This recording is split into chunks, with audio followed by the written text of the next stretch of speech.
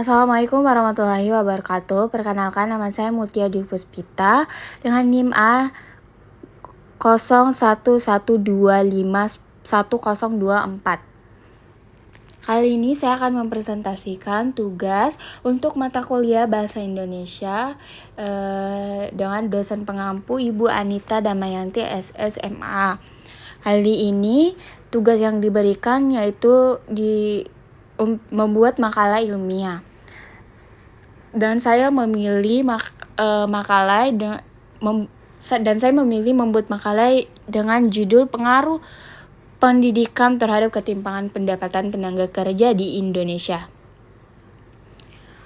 Pertama-tama, pada bab pertama, yaitu pendahuluan, kita akan membahas latar belakang, rumusan masalah, tujuan penelitian, manfaat penelitian. Latar belakang, pendidikan merupakan unsur penting dalam meningkatkan kualitas sumber daya manusia dan mendorong pertumbuhan ekonomi. Di Indonesia, pendidikan tidak hanya meningkatkan pengetahuan dan keterampilan, tetapi juga membantu mengurangi ketimpangan ekonomi. Namun, meski tingkat pendidikan terus meningkat, kesenjangan pendapatan antar pekerja tetap menjadi masalah. Maka dari itu, kita akan mencari tahu atau mengerucutkan masalah tersebut lebih lanjut. Selanjutnya ada rumusan masalah. Yang pertama, bagaimana kondisi tingkat pendidikan tenaga kerja di Indonesia saat ini? Yang kedua, seberapa besar pengaruh pendidikan terhadap ketimpangan pendapatan tenaga kerja di Indonesia? Yang ketiga, apa saja faktor-faktor yang mempengaruhi pendidikan terhadap ketimpangan pendapatan tenaga kerja di Indonesia? Selanjutnya, tujuan penelitian. Yang pertama, untuk menilai tingkat ketimpangan pendapatan di kalangan pekerja Indonesia, untuk menganalisis dampak pendidikan terhadap ketimpangan pendapatan di kalangan pekerja Indonesia. Yang ketiga, untuk mengidentifikasi faktor-faktor yang mempengaruhi hubungan antara pendidikan dan ketimpangan pendapatan tenaga kerja di Indonesia. Selanjutnya ada manfaat penelitian. Yang pertama, berkontribusi pada pengembangan pengetahuan ekonomi, terutama dalam bidang ketimpangan pendapatan dan ekonomi tenaga kerja. Yang kedua, bertindak sebagai sumber daya bagi para akademisi, peneliti, dan mahasiswa yang ingin melakukan studi lanjutan tentang bagaimana pendidikan mempengaruhi ketimpangan kekayaan. Yang ketiga, meningkatkan pemahaman masyarakat tentang nilai pendidikan dalam meningkatkan kesejahteraan dan mengurangi ketimpangan ekonomi.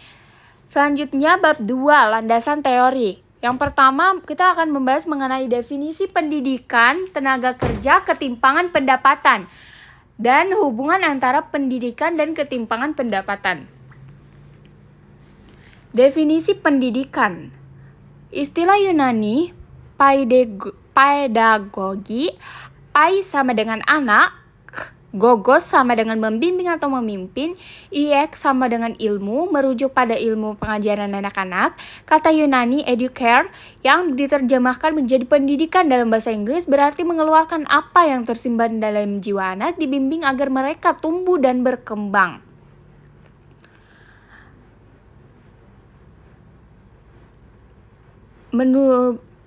Dalam makalah ini juga saya mengambil teori dari Ki Hajar Dewantara, Bapak Pendidikan Nasional Indonesia, yang menjelaskan tentang pendidikan,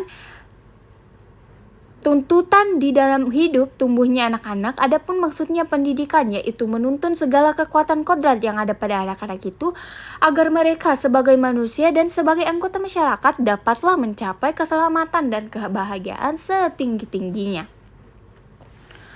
Selanjutnya ada tenaga kerja. Secara umum, penduduk suatu negara dapat dibagi menjadi dua kelompok. Mereka yang bekerja dan mereka yang tidak bekerja. Seorang penduduk dianggap sebagai anggota angkatan kerja jika mereka berada dalam usia kerja. Nah, rentang usia yang dimaksud dalam usia kerja itu adalah, kalau untuk di Indonesia itu sekitar 15 hingga 64 tahun. Orang yang saat ini bekerja, sedang mencari pekerjaan, atau terlibat dalam kegiatan lain dianggap sebagai tenaga kerja atau sumber daya manusia di Indonesia. Bagian dari angkatan kerja yang secara aktif terlibat dalam atau bercita-cita untuk terlibat dalam produksi barang dan jasa dikenal sebagai angkatan kerja. Selanjutnya ada ketimpangan pendapatan. Perbedaan jumlah uang yang diperoleh oleh masyarakat yang menyebabkan kesenjangan pendapatan yang lebih besar di antara kelompok-kelompok dalam masyarakat tersebut dikenal sebagai ketimpangan pendapatan. Dalam kegiatan ekonomi suatu wilayah, ketimpangan antar daerah sangat umum terjadi.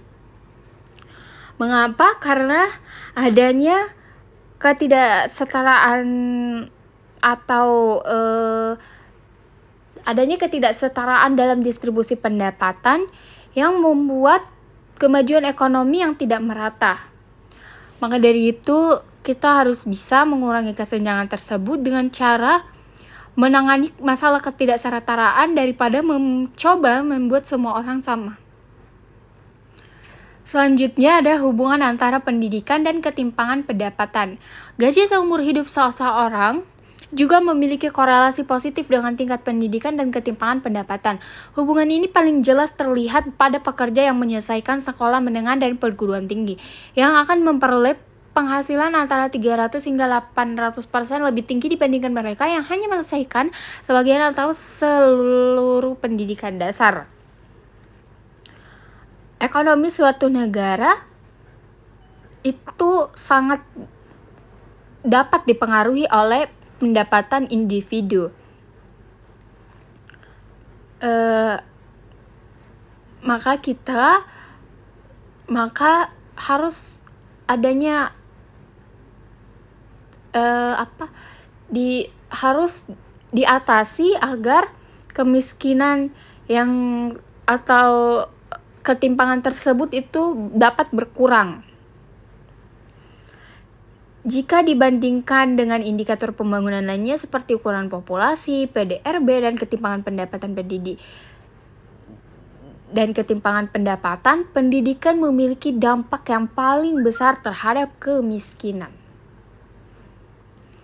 Selanjutnya pada bab 3 yaitu pembahasan, kita akan membahas mengenai kondisi tingkat pendidikan tenaga kerja di Indonesia, pengaruh pendidikan terhadap ketimpangan pendapatan tenaga kerja di Indonesia, faktor-faktor yang mempengaruhi pendidikan terhadap ketimpangan pendapatan tenaga kerja di Indonesia. Kondisi tingkat pendidikan tenaga kerja di Indonesia.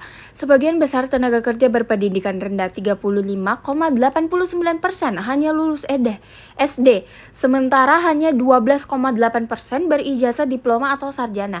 Banyak pekerja juga belum memiliki keterampilan teknis, analitis, dan digital yang dibutuhkan industri modern. Padahal pada era sekarang atau era yang serba digital ini, kita sangat-sangat membutuhkan kemampuan tersebut agar dapat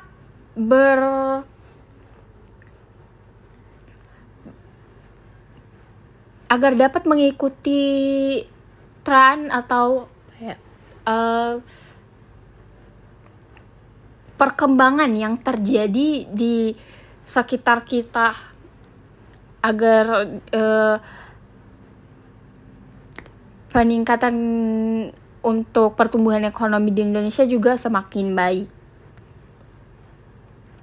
Selanjutnya ada pengaruh pendidikan terhadap ketimpangan pendapatan tenaga kerja di Indonesia. Pendidikan menjadi faktor utama yang menentukan kualitas tenaga kerja dan tingkat penghasilan. Konsep pengembalian pendidikan menunjukkan bahwa semakin tinggi pendidikan, semakin tinggi pendapatan.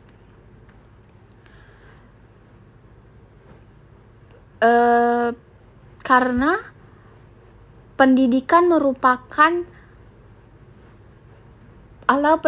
memberikan dampak positif terhadap peningkatan ketimpangan, yang dimana ketidaksetaraan dalam akses pendidikan ketika meningkat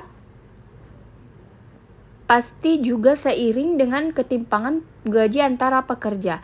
Karena kualitas pendidikan yang relatif lebih baik, pasti juga ketimpangan gaji atau individu juga lebih baik lagi. Selanjutnya ada faktor-faktor yang memengaruhi pendidikan terhadap ketimpangan pendapatan tenaga kerja di Indonesia.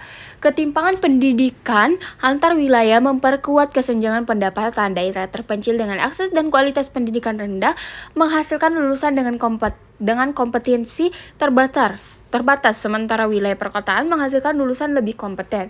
Maka Maka dari itu orang-orang yang berada di daerah atau yang tinggal di daerah terpencil dan kurang akses pendidikan, mereka lebih memilih merantau atau meninggalkan kota daerah mereka agar dapat menghasilkan pendidikan yang lebih baik lagi.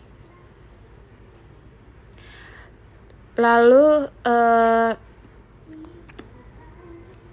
selanjutnya ada bab 4 penutup, yang isinya itu ada kesimpulan dan saran. Kesimpulan, secara keseluruhan dapat ditegaskan bahwa pendidikan berpengaruh kuat terhadap ketimpangan pendapatan tenaga kerja di Indonesia.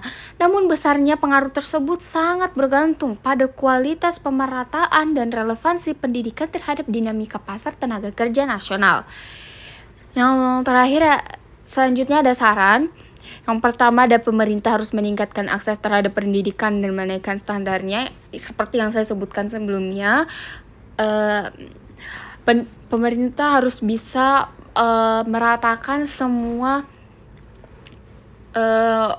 perkembangan pendidikan di setiap daerah terpencil seperti daerah pedesaan yang mungkin kurang mendapatkan akses untuk pendidikan.